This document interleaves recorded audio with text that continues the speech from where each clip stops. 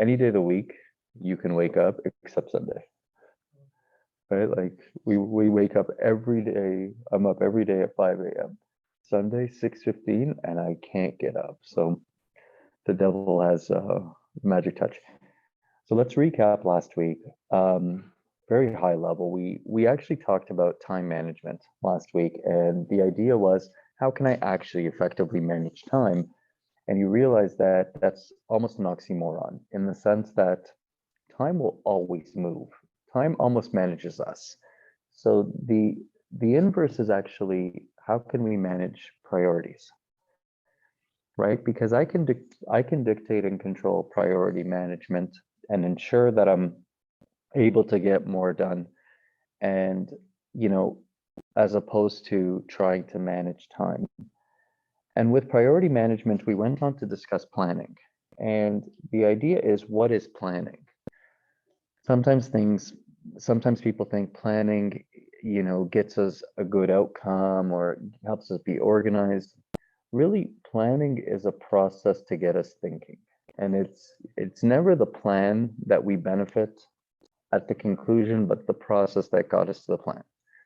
We were joking that you know, when you do an event, when you plan an event and it's supposed to be outdoor, rest assured it's going to be a rainy day, right? It just, Murphy's Law always prevails. And so the idea with planning was it's the process of organizing your thoughts and thinking through the ideas more so than the actual plan you accomplish. And one of the things that came up last week in the priority management and in the planning was how do you allocate resources properly? One of the big things we talked about was one of the big things we talked about last week was, saying no is very powerful. And it's not saying no to service, it's saying no to things or identifying things that I'm not capable or good at. And we briefly touched on the idea of delegation. So it's a two-way street. You as leaders are delegating who's doing the task, and you as a participant are the recipient of the delegation. You have a duty to speak up. And there were two views on it last week, and they were both correct. The first was you don't just throw up your arms and say, no, no, I'm out. You can just say, hey, I'm happy to do it. I've never done it before. Is there sort of a guide or a roadmap that I should follow?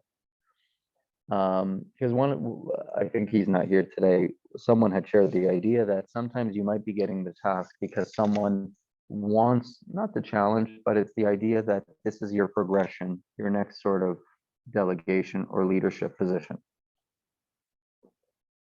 So a story is told of an employee who worked in a hotel, and the manager told them, I want you to clean the elevators, and come back. So the employee actually, so there were two elevators in the building, and the employee was cleaning the elevator. The guy didn't show up again, so the manager thought he was gone. He's like, okay, another one quits, right? A few days later, the guy shows up and he says, I'm here. And he's like, where were you? He's like, well, there's two elevators and 42 floors. I would clean one, get out, push the button, clean it again, get out, push the button, right?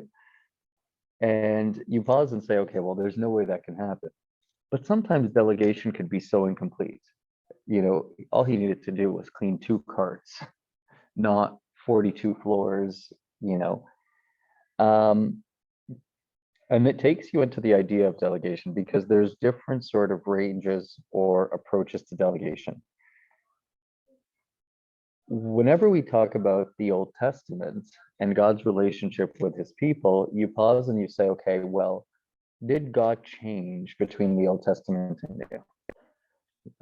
Midnight Praises tells us he's never changing. But the instruction or God's language was modified. And it actually goes to delegation. When you have an infant or a young child, can you give them the same latitude as a 25-year-old on a task? The obvious answer is no. So in delegation, you have four sort of levels of delegation, and each of them is different scope, and each of them has kind of different time restrictions or abilities. The first is, you said David? David, can you please do this task for me and do it like this? Okay. Very low threshold.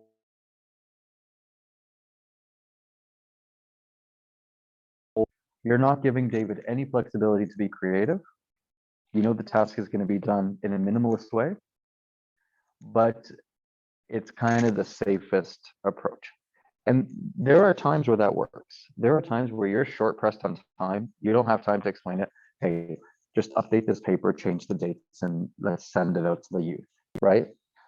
Level 2 is sort of project. So the first one is product. It's literally the task. The second one is project. And you say, hey, we want to do this. You can do it this way or this way. And you give options, a little more flexibility. The next one is planning. So you go from product, project to planning. And planning is like, we need to do this, decide how it can be done. Complete a lot more.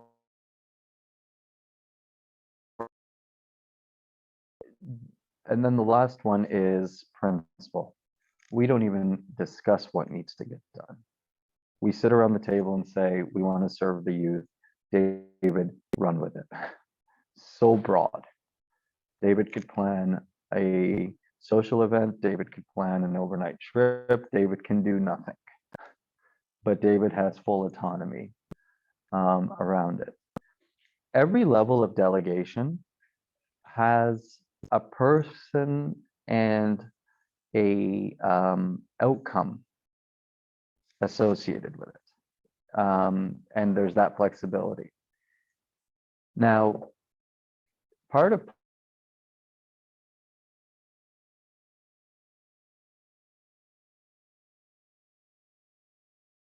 level 4 all the time, just because you're lazy. Run with it. It's not, it doesn't make any sense, right? And to understand what is delegation or its effectiveness, you have to understand first the power of it. Delegation is a multiplier of effort. If managed properly, delegation has the ability to almost create a domino effect because there's only so much I or you can do. If you try to do everything yourself, you know, it's just not possible. Back to what we talked about last week. Effective delegation also, it's important to think about it this way. You delegate, you don't relinquish. You don't delegate and disappear. Just because I've said, hey, can you run with this? It's over. No, you have a duty and you have a responsibility to ensure some of the imperfections in all of us is the fixation that we think we can do everything better than everybody else. The quicker we're able to let go and collaborate and share, the more it's a positive outcome. And then to tie in last week's discussion, for this to really be important, you have to choose the right person. Now, unless it's really a growth, like someone mentioned last week, where you're pushing someone to encourage them and take on more responsibility, if that's the plan, no problem. The only thing I would say with that is make sure you do two things. Make sure you pick a task that has the timeline and the flexibility for the person not to be rushed to grow, but make sure it's intentional, right? Don't just say, okay, in your mind, it's like, okay, I need to dump this on someone as fast as possible. First guy in the room gets it, right? Well, no, that doesn't make sense because what ends up happening is you can actually create more problems for yourself out of it, right? Because if you are actually accountable, you'll create more problems because the task isn't going to get done. And check on progress. Don't micromanage. People get really frustrated when you give a task and then you micromanage, especially if you started with a level 3 or level 4, a planning or a project. You've given someone the deference to do something, you have to trust them. Because the quickest way to lose people is to say, hey, run with it. And then every single decision is made is challenged or questioned. You'll lose the person. And then this is an important communication tool, whether it's this or anywhere. And this is something I firmly live by, and I encourage anyone I speak to consider. Words are free. Words are free. Use them liberally. Kind words pick people up. When you say to someone, thank you, be kind. It doesn't cost you anything, but it really empowers the person and they feel appreciated. I'll give you a very simple example. Every single time I speak to that are volunteering on a Sunday to engage with more, let's say, advanced teachings than just Sunday school. Every time I walk into that room, I say to them, we're grateful that you are here today because you don't have to be. Right? Now, I don't know if it resonates or not, but that appreciation is genuine because everyone's sitting around like you guys. You don't have to be here. You can just say, I don't really care about progress. Like, we're screwed. The world is ending, right? Like, that's one sort of very bleak perspective that repeats itself. Or you can say, there was darkness always in the world, but and that's why I'm always super grateful to be with people like yourselves, because you don't have to do this. We don't have to do anything, right? When you tell young people thank you, I think it like throws them off. They're like they don't know how to respond to that. But if you pause and reflect, they don't have to come, they don't have to volunteer, they don't have to serve in the church, right? And we talked last week about something. We talked about the idea of like taking credit. You know, there's so much credit to go around. If someone prepares, I always use really basic ideas, but like if someone prepares a poster and they send it to you and you send it to Blue Note without really saying, hey, David prepared it or whoever prepared it, it's disingenuous, right? Like it's, why are you trying to hoard the credit? And this plays into reasons why it fails, right? Reasons why it fails is people. So one of the big reasons why it fails is people almost don't give each other credit. How are you? Peter. Don't give each other credit, and almost it's out of fear of control or how I will look that they don't delegate properly. The other thing too is people distrust others, right? There's this, it is safer in my hands than in anyone else's. So that fear of failure, you know what the reality is? Whether you're doing it or someone else is doing it, mistakes happen. Show compassion, right? What's the worst thing that happens? Something didn't go perfect. That's life. We're too tough on ourselves. We're too tough on each other. Now, there's a difference between a mistake and laziness or recklessness. You know that distinction. You know when you didn't put in the effort, and you know when things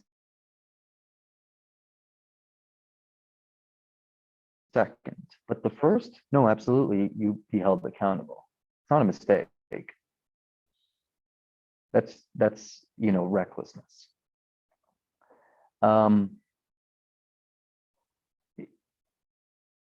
There's a common theme in a lot of things that I talk about in ministry in particular, where it's really focused on insecurity and the servant's ego, right? It's constant.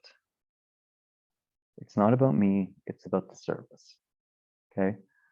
You always have to challenge, because the easiest way the devil gets us is service will fail without you. Self-importance, right? So these all play into how we delegate, because we will be, if we delegate improperly, we delegate the wrong person, the wrong level, whatever it may be, The outcome is very predictable. What do you guys think? Yeah. What are some times where you look back and say, someone was very good at delegating to me, or someone let me down, like it was just very difficult to actually be involved? Like, have you been in a situation where, whether it's service, school, work, where it worked really well on the team and it worked really, disastrously on the team? Like, does an experience stand out where you think back, you're like, yeah, I remember that was the greatest group to work with. There was just this positive momentum. Yeah. You felt it. And sometimes within the same team, different times. Sure, but that's humans, right? It's the peaks and valleys, right? And let me ask you this, because you raised a really good question, really good point. Coming out of, that's actually extraordinary what you just said, because the same group is going to go through good and bad times. How do you survive the bad times and get back on track to the good times?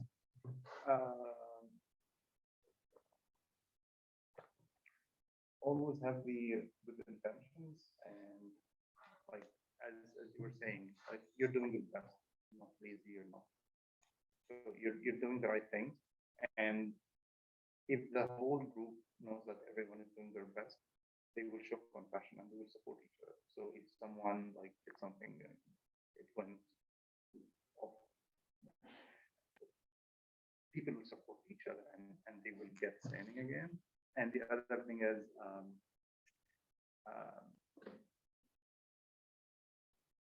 I feel that whenever the group like trusts each other, and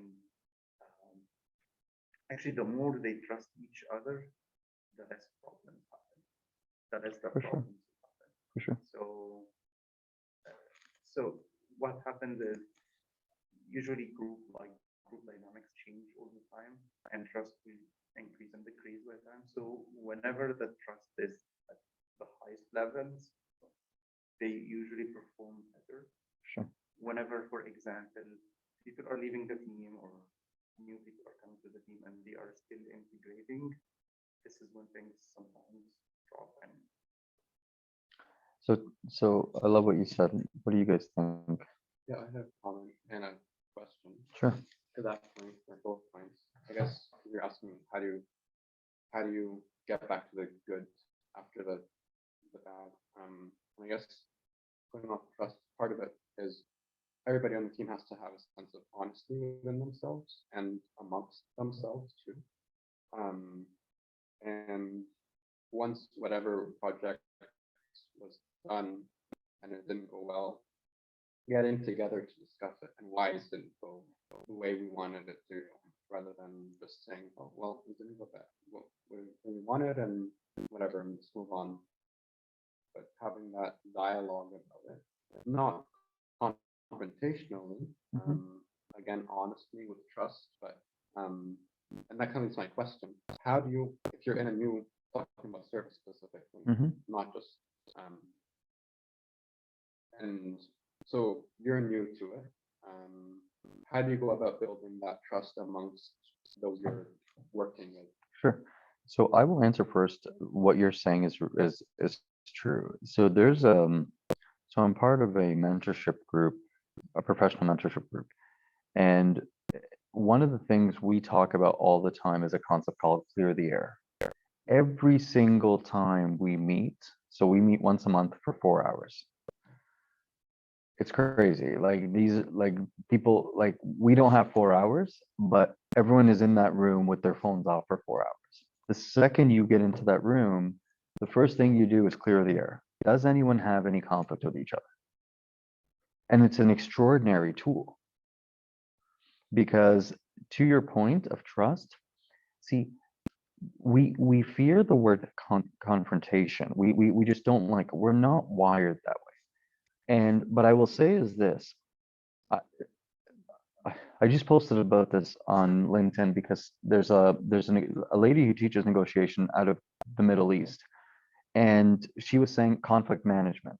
And I said, like, I actually responded to her and I said, I've actually resisted the word conflict because conflict leads to someone feeling win-lose. Someone's a winner, someone's a loser. I'm okay with disagreement, because that's actually, you can actually come to a point where both parties feel, you know what, I disagree, but no problem, let's move forward. Yep. Right? So I think the most important thing is grace. It's tone and grace. And I will also say this, because this is an important thing we really stink at in service and in the church in general. We sometimes are so reluctant to make the decision that a group isn't working. Yes. There's times where it's like, this dynamic isn't working.